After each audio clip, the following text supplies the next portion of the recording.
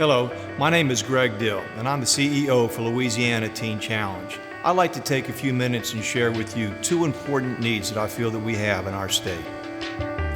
Over 100,000 people are abusing drugs in Louisiana right now. A study from Washington, D.C. showed Louisiana having the 19th highest drug overdose mortality rate in the United States. 522 people have died from drug overdoses in Louisiana in 2012 alone, and this number has quadrupled since 1999. Louisiana is one of 10 states to climb this high. Being 19th in the nation means that there are thousands of grieving mothers, dads, siblings, wives, and children left behind to deal with this tragedy. These statistics do not take into account deaths other than direct drug overdoses.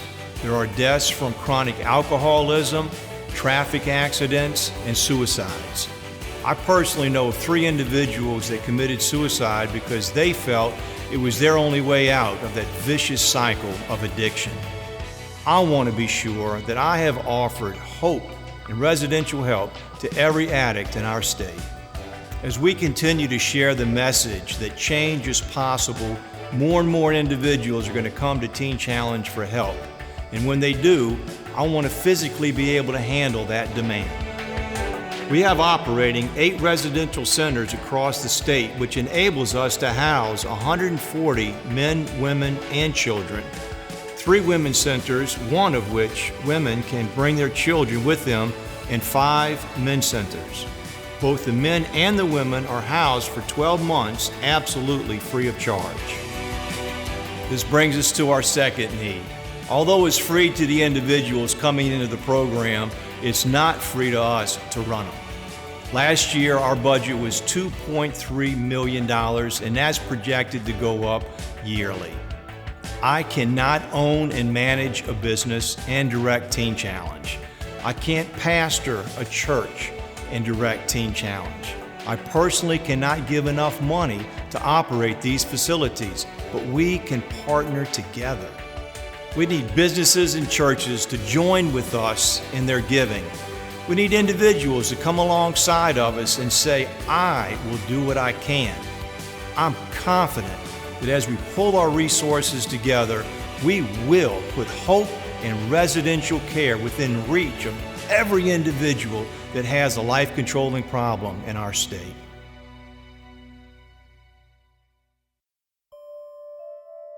Being abandoned by my mother at the age of 2, it left me with feelings of hurt and rejection. Bound by addiction, insecurity, and fear, I found myself searching for acceptance in drugs and alcohol. Drugs and alcohol and abusive men led me to hospital stays, rehabs, and jails several times. I remember living in a motel room with my wife and 3 kids because we lost everything we owned because of my selfish addictions.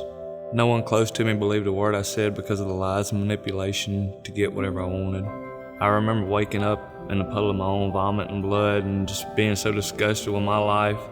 I put my pistol in my mouth and pulled the trigger, and it clicked, and I found out that evening when I got home that my friend took the bullets out the night before when we were out partying because he was worried about me. I found myself riding in the back of a police car to jail with my husband as a result of my bad decisions. I had a great job, but I lost it because I took so many pills that I passed out at my desk over and over. There was one point where I didn't even have enough money to feed my children because I'd already spent it all on my drugs.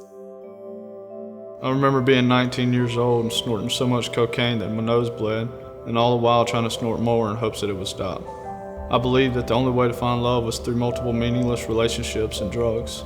Finding out that my only son was in the hospital, instead of going to the hospital and look after him, I went and looked for more drugs to get high, not knowing I would never see him alive again.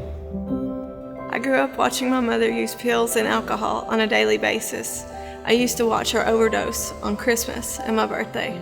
I lived in the darkness of hopelessness and insecurity because by the time I was 23, I had buried my mother, my father, my brother, and my first son.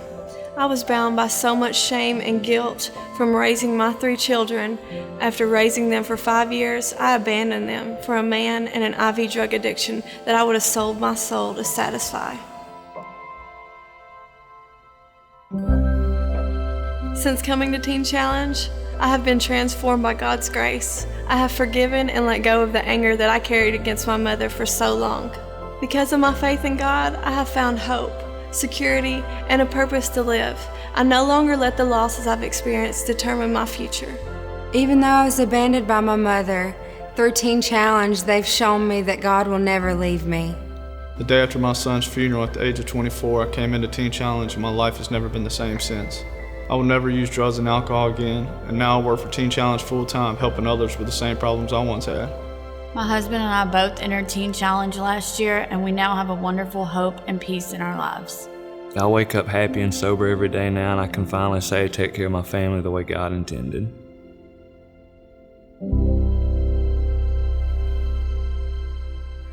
Hi, my name is Gary Bentley, Chief Operating Officer with Louisiana Teen Challenge.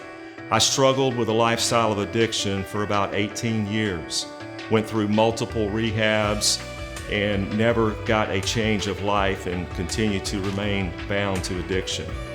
It was in 1997, I was homeless on the streets of New Orleans, and I reached out to my mother, and she made a phone call to New Orleans Teen Challenge. And she was expecting to hear what her financial responsibility was going to be. And to both of our surprise, we heard that they didn't need any money to get to New Orleans Teen Challenge as quick as possible. And since that day, my life has never been the same. I gave my life to Christ. Upon graduation from Teen Challenge, I felt called to the ministry, and it has been my passion since then to make sure that we continue to provide free hope for those who are needing a change of direction. Now is the time to raise the much needed funds if we're going to reach our goal of putting hope within reach of every addict. We need to increase our capacity in many areas. When you help Louisiana Teen Challenge, you're helping that father get his son back. You're helping that mom to get her daughter back. You're helping children to get a parent back. Now's the time to help. And on behalf of Louisiana Teen Challenge, I would like to personally thank you. Thank you for your generosity. Thank you for joining with us. Thank you for your interest in our ministry. And because of you being involved, lives today and future generations are going to be transformed. Thank you very much.